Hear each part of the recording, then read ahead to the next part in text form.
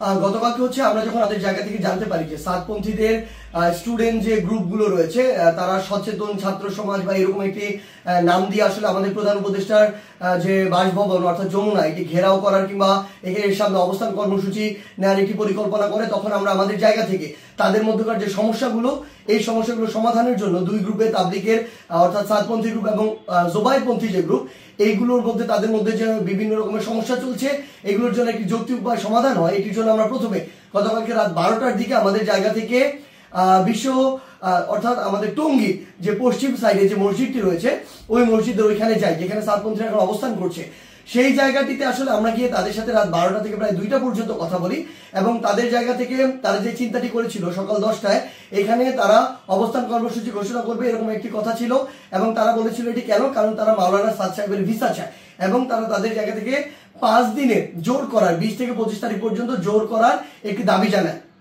আমরা আমাদের জায়গা থেকে সেখান থেকে যে সিদ্ধান্তটি নিয়ে আসি সেটি হচ্ছে একটি সিদ্ধান্ত যে আমরা আমাদের জায়গা থেকে বলি যে প্রধানমন্ত্রী আমাদের যে হচ্ছে প্রধান উপদেষ্টার যে বাসভবন তিনি আসলে এই অভ্যুত্থানের স্পিরিটকে সামনে রেখে গণভবনে না থেকে যমুনায় থাকেন, এটি তুলনামূলক অরক্ষিত হওয়ার কারণে আমাদের যখন ইচ্ছা বসবো আর এটি আমাদের দেশের একটা অস্থিতিশীলতার চিত্র তুলে ধরবে, এটি কখনো হতে পারে না, এটি যৌক্তিক না, আমরা এটিকে সমর্থন করি না। সেই জায়গা থেকে আমরা তাদেরকে এটি অনুরোধ করি যে তারা যেন এখানে অবস্থান কর্মসূচি কিংবা ঘেরাও কর্মসূচি না করে, তারা এই অবস্থান থেকে সরে আসে। তারা তাদের জায়গা থেকে স্পষ্টভাবে দুইটি দাবি জানায়। এক নম্বর যে দাবিটি সেটি হচ্ছে যে তারা মাওলানা সাদ সাহেবের ভিসা নিশ্চিত চায়, দ্বিতীয়ত তারা 20 তারিখ থেকে 25 তারিখ 5 দিনের জোর করতে চায়। আমরা তাদের কাছে বলি যে 5 দিন করে যাবেন কিনা এই কমিটমেন্টটুকু যদি আপনাদের থাকে যে 25 তারিখ আপনাদের যখনই শেষ হয়ে যাবে তখন আপনারা চলে যাবেন, তাহলে আমরা আমাদের জায়গা থেকে এই দুইটি দাবি নিয়ে আরেক কিছু গ্রুপ রয়েছে যারা এখন কাকরাইল মসজিদে অবস্থান করছে জোবাইরপন্থী গ্রুপ এবং সেখানে হেফাজতের নেতৃবৃন্দ রয়েছেন, তাদের সাথে আমরা গিয়ে কথা বলবো। তারা যখন এই কথাটি দেয় যে তারা এই কমিটমেন্টটি করছে 25 তারিখে তারা ছেড়ে দিবে, আমরা সেখান থেকে রাত 2টার দিকে কাকরাইল মসজিদে আসি। সেখানে আমাদের জোবাইরপন্থীদের যারা মাওলানা রয়েছেন, যারা সিনিয়র নেতৃবৃন্দ রয়েছেন তারা ছিলেন, হেফাজতের যারা সিনিয়র নেতৃবৃন্দ মাওলানা মামুনুল হক সাহেব, মাওলানা মাহফুজুল হক সাহেব তারা ছিলেন, সকলে ছিলেন। আমরা যখন তাদের সাথে আলোচনা করছি রাত 2টা থেকে 3টা যখন ক্রস করে যাচ্ছে তখন এই আলোচনা চলাকালীন সময় আমাদের কাছে ফোন আসে যে সাতপন্থীদের যে গ্রুপটি রয়েছে সেখান থেকে তারা তাদের জায়গা থেকে ওই যে আরেকটি যে মাঠ রয়েছে যে মাঠটি হচ্ছে ইস্তেমার যে মাঠ, যে মাঠটি সেদিকে যাওয়ার জন্য তাদের 10, 15, 20 হাজার মানুষ আসলে ওই রকম একটি তাদের পরিকল্পনা কিংবা মুভ দেখা যাচ্ছে।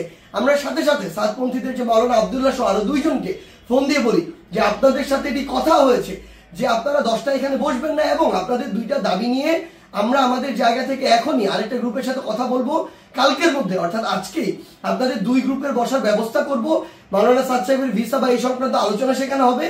এই যে আমাদের 5 দিন যে আপনারা থাকতে চাচ্ছেন এই কমিটমেন্ট যদি আপনারা দেন সেটি নিয়েও সেখানে আলোচনা হবে।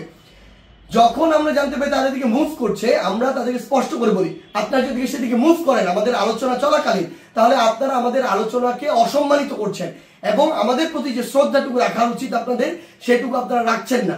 সেটি যদি করেন তাহলে আপনাদের পক্ষে আমাদের অবস্থান থাকবে না, একদম ক্লিয়ার বলে দিই। এবং আমাদের জায়গা থেকে এরকম কোনো মেসেজই ছিল না যে আপনারা ওইখানে চলে যান 5 দিনের জন্য অবস্থান নেন। এটা কোনোদিন আমরা একটা প্রতিনিধি দল কখনো বলতে পারি না। এটা পুরো একটি সরকারের বিষয়, মন্ত্রণালয় বা উপদেষ্টাদের বিষয় এবং প্রশাসনের সামগ্রিক একটি ডিসিশন।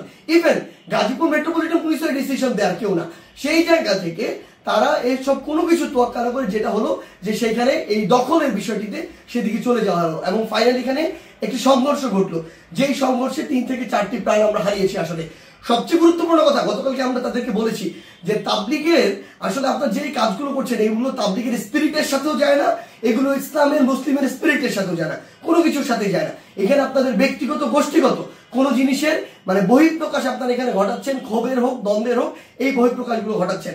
এবং সবচেয়ে গুরুত্বপূর্ণ বিষয় হচ্ছে যে এই জিনিসটি হয়েছে এখানে এটা সম্পূর্ণ অনাকাঙ্ক্ষিত এবং আমাদের মতের বাইরে গিয়ে এই বিষয়টি আসলে গতকালকে সেখানে হয়েছে এবং আমাদের আলোচনাকে শ্রদ্ধা বা সম্মানটুকু জানানো হয়নি এবং আরেক পক্ষের সাথে আলোচনা চলাকালীন সেখানে এরকম আক্রমণ এবং রক্তাক্ত ঘটনা ঘটেছে।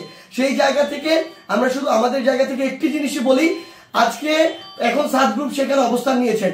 আমি জোবাইরপন্থীদের যারা রয়েছেন আপনাদেরকে একটি বিষয় শুধু অনুরোধ করব, যেটি গতকালকে রাতে তারা ঘটিয়ে ফেলেছেন বা বিভিন্নভাবে ঘটে গিয়েছে সেই একই জিনিসের জন্য বড়ভাবে আর পুনরাবৃত্তি না হয়। কাউকে না কাউকে আসলে এই পরিচয়টুকু দিতে হবে যে আপনি যে তাবলীগ দ্বীনের প্রচার ইসলামকে ধারণ করেন, এবং এটার জন্য আমাদের এই রক্তারক্তিটি এড়াতে হবে।